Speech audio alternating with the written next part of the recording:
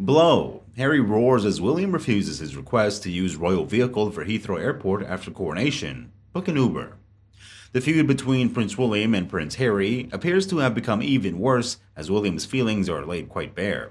I'm guessing it wasn't an Uber, but what was it? When Prince Harry, the Duke of Sussex, left Westminster Abbey last weekend to make his dash to Heathrow, clearly eager to get in a quick spot of duty free, it was not reportedly in a government or royal vehicle. All the other royals and VIPs were taken off in official cars, an eyewitness told Vanity Fair. But Harry was left on his own, waiting for his car. It was actually really sad to see him all by himself. If there ever was a universe of meaning in one single moment, then voila.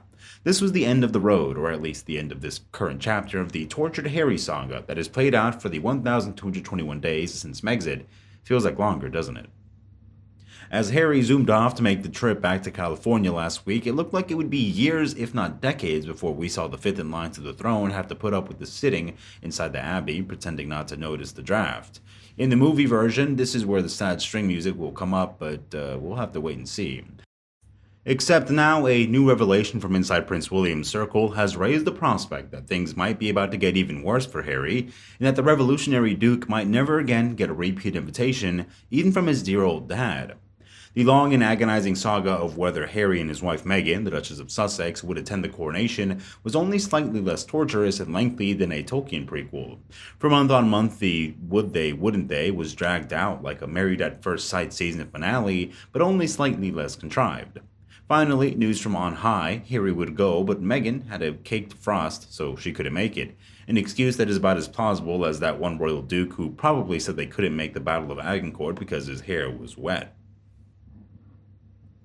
Charles, after all, every single bit of reporting out of the UK suggested, was dead keen on his son being a part of the biggest day of his life aside from that one time he met the cast of The Goon Show. It's his favorite. William, though, ahead of the coronation, seemed about as happy to have his brother there as a women's rugby club dinner, seeing Prince Andrew getting out of a car out of the front, but he had no choice but to go along with what his father wanted. So everyone politely ignored everyone else, Charles got anointed, and Harry added to the British Airways club points. But that was then. Now the coronation is over, and now that the Queen has returned her crown to the vault and officially gotten out of her Spanx, the Harry situation could be about to get a lot more hard.